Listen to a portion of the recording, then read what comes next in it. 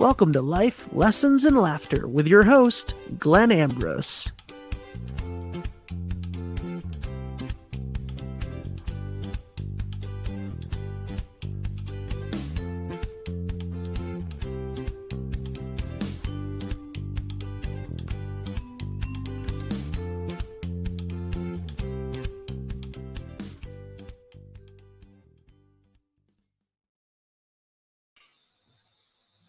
Hey, everybody. Welcome to Navigating Internal Conflict.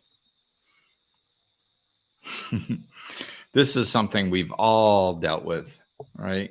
We've all had some internal conflict and it felt confusing and overwhelming.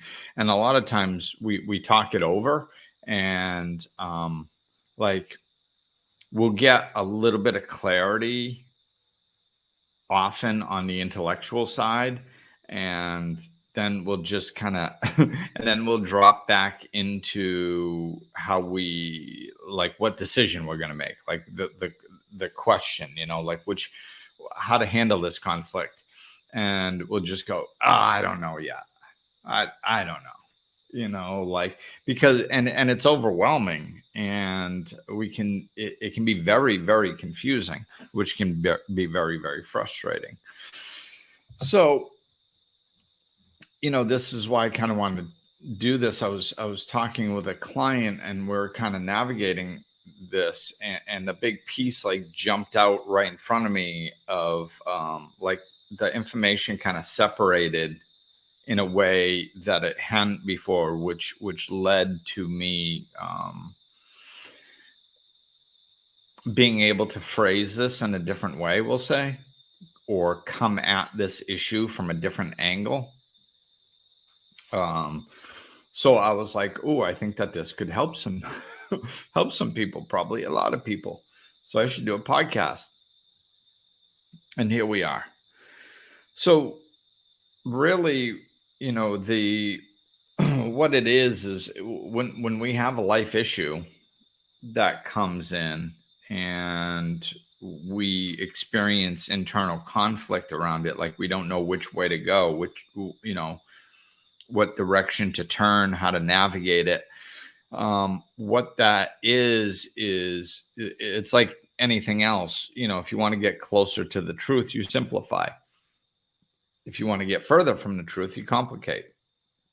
So when something's confusing, it's often complicated. That's why it's confusing. And, in a lot of circles, societal circles, that's kind of used like an excuse, or it's socially acceptable. Oh, it's very complicated. And sometimes that's followed with, you wouldn't understand, which always makes me laugh. But nothing is complicated. Not when you get all the way to the truth. So when it's complicated, that means that there's multiple things being blended together. And that's what complicates things. It's not simplified. So this is what makes it so difficult to navigate. And there's basically three types of information sources, I'll call them. So the three types of information sources are intuition. That is usually like a body feeling or a very calm, soft voice. And of course, the more we practice that, use it, and get comfortable depending on it, that's the voice we need to go to. And that's the one we can depend on. The other two voices are where things get complicated for most people. And that is, you have your intellectual side, or your reasoning, your mind thoughts, where you look at things and you dissect them, often using logic, past experiences, information learned. That's our brain. That's where we actually use the logical aspects of things and think things through. That's another source. And then the third source is our emotions. how we feel about something, So usually, I mean, of course, if the intuition is there, well, then there's no confusion if you know how to listen to your intuition. So I'm probably not going to be talking too in depthly about the intuition, because when you're in alignment with your intuition, when you're used to paying attention to it and familiar with how it feels when it is your intuition, as opposed to how it feels when it's not your intuition, um, very rarely are you going to have a problem. Very rarely are you going to feel internally conflicted. Why? Because it's your intuition. It knows the right thing to do. That's basically the part of you that's in alignment or connected to divine wisdom, or your higher self, or God, or the universe, or whatever you want to call it. There is a source of intelligence that our body is connected with that we can depend on. In the meantime, we have to navigate the mental and the emotional. So this is where the confusion comes in. This is like what happens is we blend what we're thinking we should do with what we're feeling we should do. Okay. And that's very, very often that's going to cause conflict, because the more emotion you have around a subject, emotion clouds our vision. It's our emotion serves a purpose. It's there to basically kind of send up a red flag and say, hey, this is important. That's what our emotions job is basically to do, because we're exposed through our sensory organs to 30,000 bits or whatever the number is of information per second. So for us walking through life, if there was nothing to let us know to like, hey, wait a minute, this is important, you should probably pay attention to this. If there was no guidance system like that, we probably wouldn't know the difference between the color of the picture being blue and a relationship ending. Like we probably wouldn't know that they'd all be on the same, intellectually, they'd all be on the same level, that's not how we're made. This is an experiential reality. We're made to feel things and to experience them tactically within ourselves. Those emotions, really are kind of the spice of life, I mean, it's okay that we feel sad sometimes, we're supposed to. When we resist it and use it to torture ourselves, not so good. But when we experience sadness and we go, wow, I really cared about this person, they're not in my life anymore, I feel sad. And it takes us a little time to navigate that. And then we have a tendency to hold those relationships dear. We're like, wow, this is an important thing. Relationships are important. How do we know that? Because they generate emotion. Yeah, right. Like you don't have the same emotion around which pencil you're going to use as you do which person you're going to have in your life, right? That's because of the difference of importance. That's because of your emotions come in. Emotions don't come in on pencils. They come in on people, right? So it's kind of a tool to get us to slow down and pay attention to something that's more important.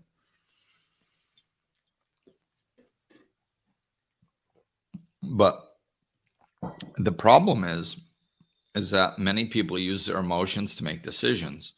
They're horrible decision makers. Our emotions are not there to make decisions. That's why they are so bad at it. because we're not supposed to be using our emotions to make decisions. That's why we have a brain. We have different parts of it. Like that's like expecting your heart to breathe for you. It just doesn't make any sense. That's why you have lungs. Lungs are made to breathe, so they do a pretty darn good job at it usually. A heart is made to pump blood. Okay, it does a good job at that. If you try to have them do the opposite job, they don't do well, right? It's the same thing with your emotions and your brain. Your brain is there. It's a tool to use to intellectualize, to think through, to come to conclusions, to come to decisions. Your emotions are there just to capture your attention and actually cloud your vision. Why? Because you're not supposed to be immersed in them. We're not supposed to be immersed in them anyway, like most people do. Most people completely immerse themselves within their emotions. So their emotions are completely clouding everything. And you're laying there in just sheer agony and then they think that that's life. It's like, no, that you don't have to do that. You don't have to you don't have to dive into the cesspool of feeling. All you have to do is capture the attention. Let it capture your attention and be like, hey, wait, this is important. And you can allow most of that energy to pass. Now, most of us have stored emotion. Like most situations, I'm not talking about death or even the end of a relationship, but like just most little situations, like getting cut off in traffic, that's about 90 seconds worth of energy. If we and I've done this many times, when a situation arises that maybe startles me or, so it brings up fear because I got cut off in traffic or something. And then as soon as I get through and everything's okay, I just take a deep breath and allow myself to feel. I'll put my attention on my body and allow the fear to be felt. And after, usually it's not even 90 seconds, it's like, I don't know, 30 seconds, maybe 45 seconds, I can feel that energy just dissipate and then it's gone. And I know I haven't stuffed that energy. Most people don't allow themselves to feel energy, so they're just constantly stuffing it. 90 seconds here, 45 seconds there, whatever. So it builds up. So we do have built up energy, emotional energy trapped within us. Most people do. So this isn't so like, going into a childhood trauma and feeling for 90 seconds and expecting it to be gone. Well, that's not how energy works. It's not any amount of energy in 90 seconds. It's most minor instance, just day-to-day stuff generates a maximum of 90 seconds worth of energy, which is emotional energy, which if you allow yourself to feel it, it will complete its job. Its job is to be felt. Once it's felt, it will transmute into a different form of energy and it will leave you and you will not be stuffing it, So that's just kind of how energy works, emotional energy works. So when we're caught up in a relationship or something, obviously there's more than 90 seconds worth of energy around this. There's more, right? So we a lot of people will lean into this emotion. Oh, I don't know what to do, and they'll literally like feel into their body, into their emotional body, and be like, oh, I feel like my heart's being ripped apart. It's like, yeah, because you kind of are ripping it apart. Like, why are you doing that? We do that because we don't know any better, right? So my point here is what we need to do is understand the emotions are not for decision making. So we can't blend them into our decision making and then wonder why we're having a difficult time making a decision, right? Especially around emotional topics. So we'll see how the podcast goes, but I think I'll use relationships as the example that I'm using to explain how this works. You can take these and you can bring it into other emotional experiences, loss of a loved one, sometimes the loss of a job, friendships, any, you can use it and the dynamic doesn't change, right? So you can use it in any situation where you're feeling emotion. Just pay attention to the dynamics, not the fact that I'm using a relationship as an example.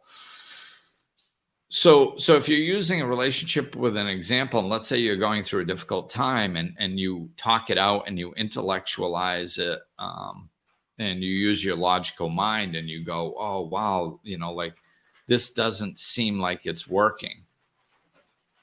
Like when I use my logical mind, it's just, I'm not coming up with a good reason of what is working, right? Like sometimes when we're using our logical mind, we're looking at something, we're like, yeah, it's just, this doesn't seem to be working and I can't see how it is working.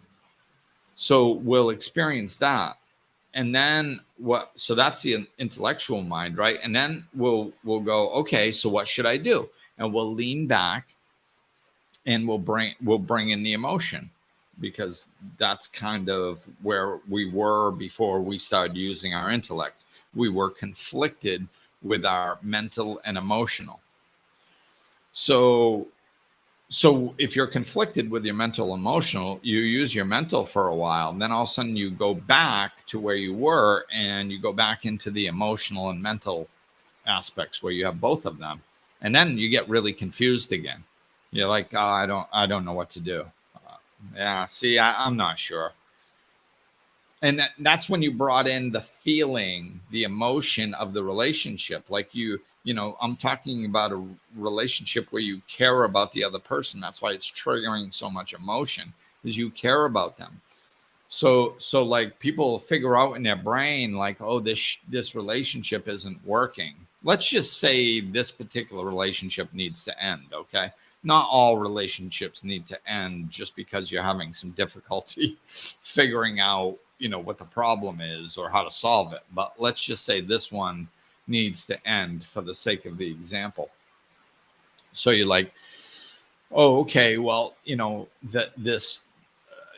can't see how this is going to work. I think it's pretty obvious it's not going to work and it needs to end. Okay, that's the reality of this situation. You bring that in. And then all of a sudden you drop back to the emotion to try to look at the big picture. Okay, now I'm going to make my decision. So we bring the emotion back in and we go, hey, emotion. It's kind of like we do this, but we do it unconsciously. We go, hey, emotion, we've decided that we're probably going to end the relationship. That's what seems to make the most logical sense. Faith, come on, girl.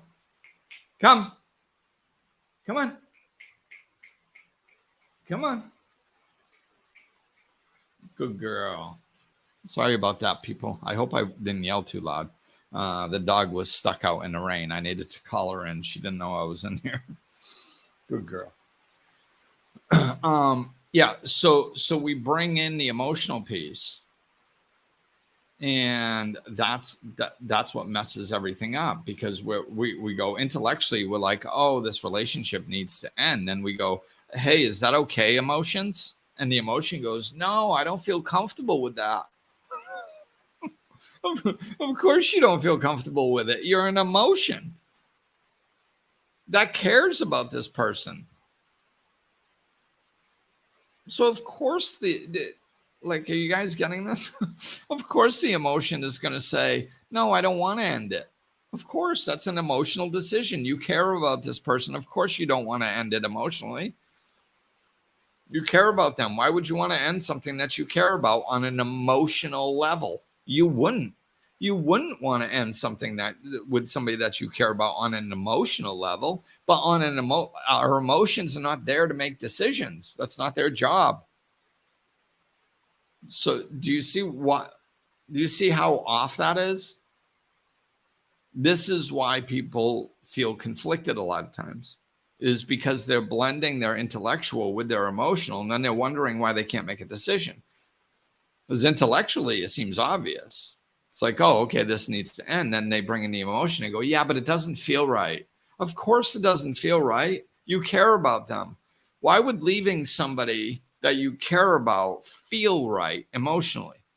It wouldn't. You're going like, if you're in a relationship and you realize that it's no good for you and you leave it, you're still going to go through, if you cared about that person, you're still going to go through what I'll call like a grieving session or a grieving period. There's going to be a part of you that is going to grieve the relationship.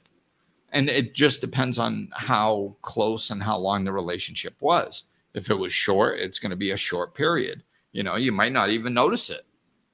I mean, if you went out on a date with somebody a couple times, then you probably wouldn't be so conflicted because you wouldn't have so much emotion, right? So, but I'm talking about if you've been with somebody for a period of time and you've developed some deep feelings, even if you know what you're doing is the right thing to do, you're still going to go through a grieving process. It's still going to feel difficult emotionally separating from somebody that you cared about.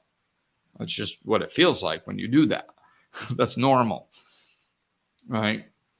So this is how people stay conflicted, and they can do it like, you can do it with anything. Like, let's say it's leaving a job. So intellectually, you go through everything, right? And you go, oh, this is why I should leave my job. This is what I should do. And and then you go and you job search and you have another job offer. Sometimes you don't even get that far because of what I'm about to say, but let's just say you have another job offer, but it's maybe a little further away. You're not sure about it. It's a risk, right? Whenever you change jobs, there's some level of risk involved because it's going from the known to the unknown. This is what strikes up people's fear. So you have intellectually, you should leave your job. Emotionally, you bring that intellectual information over to your emotions and you go, hey, I think we're going to leave the job. And your emotion goes, that's fear. Oh no, leave our job. That's scary. I don't know if I want to do that. What if something isn't so good at the new job? What if you don't like the boss? What if you don't like the people you work with? What if it's the same thing as your old job, only worse? What if it's the same thing as your old job and all you did was change locations and it's the same? So you didn't really get much benefit out of it. All the emotion comes up. Fear, fear, fear, fear, fear. So this is how people stay stuck. This is why I called the podcast Internal Conflict, because you can use it for anything. If you take your mind and come to an intellectual decision and then go over to your emotions and say, hey, emotions, I was thinking about doing this. What's your take on it? Your emotions are not going to be helpful. They are going to be detrimental to making your decisions. Why? Because they are not there to make decisions. It's not their job. They are not logical. As a matter of fact, when you get caught up in your emotions and the fear starts arising, oh no, like what that does is fear triggers stress responses in the body. So it literally takes the blood from the brain and pushes it to the major muscle groups in case of fight or flight. Your body responds the same way to fear and stress. It doesn't matter where it's coming from.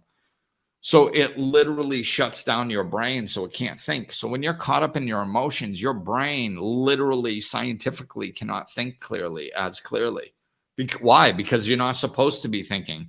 You're supposed to be reacting if you're in a stressful situation.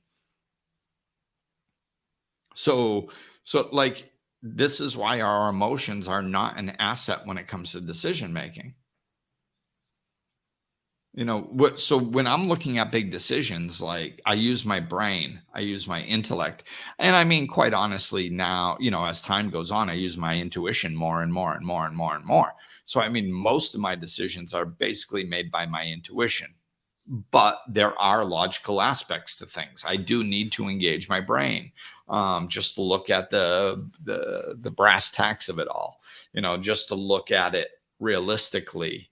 And I'm a human being. I'm on planet Earth. I need to use my brain sometimes, just to look at things and go, well, gee, let's just use the switching job as an example. Like, let's say I'm looking at one job and I go, geez, this other job really seems like it's going to be better on all kinds of levels. I think I should probably go take that other job. And then I check in with my emotions and I say, emotions, you don't have a part here. I'm not interested in what you have to say. This is a logic, this is, I'm getting, I'm thinking that this job looks good. Now, I need to use my brain and say, okay, well, what does this job pay? Oh, well, this job pays 50% less than your other job. Oh, well, okay, I need to take that into consideration, brain. Can I pay my bills making 50% less money? No, Glenn, you can't. It's literally impossible. Oh, okay. So I either have to not take this job or I need to find a way to supplement my income if I think it's going to be that much better. Yes. Okay. See, that's using your intellectual brain and logic to come to rational conclusions and decisions. That's a good thing. So, that's what our brain is for. We can use it, for figuring out things like that. Even if I got an intuitive hit, I can still engage my brain to figure out the details of the change I'm about to make. I did that when I decided to move over to the Dominican Republic. It's like, okay, I'm going to move. Okay, brain, the intuition told me moving to the DR is the right move. Okay, cool. Decisions made. Now what do I need to do to bring this to fruition? Oh, well, you need to check with your son first and figure out if he's going to be okay. Then after that, you have to figure out what you're going to do with your apartment, your belongings, your car, where you're going to live over there, and so you use your brain for all that. But do you notice I didn't bring in any emotion? So the only place something like emotion has a place in decision making, and it's not even really emotion, quite honestly. I would say more specifically, it's something similar to emotions called preferences. If I'm going to be really specific, I would say it's more like a preference than it is an emotion. So you can bring your preferences in, just preferences that have nothing to do with logic. You can bring those in sometimes to decision-making capabilities, which to me is, I don't know, I find it kind of cool. I like this because it feels like freedom to me. And my father explained this to me many years ago. So how my father explained to make decisions is he says, you do your research. He's a researcher. I'm a researcher. My son, not so much, but he's got a real strong intuitive side. So at least 90% of the time, he just knows first, right off the bat, what's best for him. So most of the time, he can just intuitively hit everything right first time. I research more. My father researches. So like my father said, do your research, do your due diligence, look into, like, if you have a choice between two things, I call it gathering information. Gather your information. So as you're gathering information on these two sides, often what happens is either one side gets really high with probability, and the other side does not. So it becomes very clear logically what you should do. And if that happens, then do that. Why? Because it makes sense. You just logically showed a bunch of reasons why this is a good idea. And by proxy, the other side doesn't have all those things. So it's probably a bad idea. Well, then your decision is made. It's pretty clear. Go with the decision that has all the upside, not with the one that has all the downside. But another thing can happen when you're gathering information. And that is, you can gather information, and as you gather the information, basically both sides come out equal with pros and cons. So, like, basically, sometimes it's dead even. It's just like, no matter which side you pick, there's positives and negatives to either side. So it's 50-50. And then sometimes it's 55-45, maybe even 60-40, maybe. And my father says when it gets to there, then just bring in your preferences, bring in your emotions. I call them preferences, and do whatever you feel like. Do whatever you want. Do whatever your preference is. Why? Because 60-40 is close. It's close enough to whatever drawbacks you need to experience, if you do experience them. Because remember, you don't know what's going to happen in the future. You might pick the one that looked 40% good on the surface as opposed to the one that looks 60% good. And it might be the right choice. And maybe you just looked at the wrong information. You can prove anything through research, especially if you want something. So research isn't always unbiased or perfect, So sometimes the 40% choice was actually the right one, and it goes way better than you thought. So that's cool. Or even if you were supposed to take the 60% one, the drawbacks are only about 20%. It's not, the drawbacks aren't that big. Like it's just you're just like a 20% drawback is more of an inconvenience than it is a life disruptor. Now, if you do research and you've got an 80%, it looks like 80% that one decision is good and a 20% chance that the other one is good, then like if you choose the wrong one, you're going to be dealing with 60% negativity. That's life affecting. Like that could mess up your life for a while. That could be a bad thing. That's more than an inconvenience. But just a little 20% tweak, that's more like an inconvenience in life. It's not that big of a deal. You can probably live with it, and you got to do what you wanted. You got to experience a little freedom. You said, what the heck, man? The drawback isn't much. I'm just going to do whatever I want.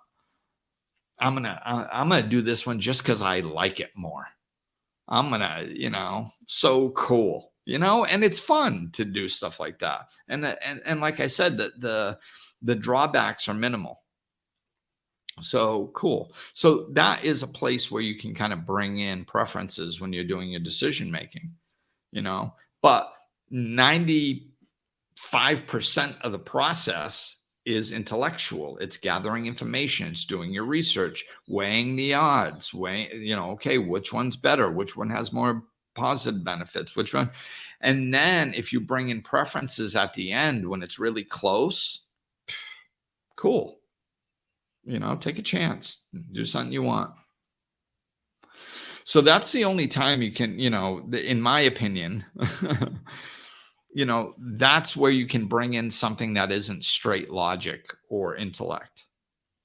It's kind of like an emotion. It's preferences. So you can kind of bring that in every once in a while towards the end, but you can't lean on it to make your decision. You can't sit there and go like, well, my preference is door B, and door A from an intellectual perspective is the overwhelmingly obvious choice, which would benefit my life, but I'm going to dismiss all that and go with my preference over here. That's foolishness. It's just if you're basically at a tie or close to a tie and you want to just push it one way or another because it doesn't really matter. Sure. Throw in a preference, right? So this is what I want to explain. We cannot bring emotion into our decision making. It's not a sandwich. It's not a sandwich of intellect and emotion. That's where we sit in confusion, where we just where our intellect and our emotion are enmeshed together, and then we feel conflicted. well, I think I should do this, and this seems to be the right thing. Yeah, probably. I think I should.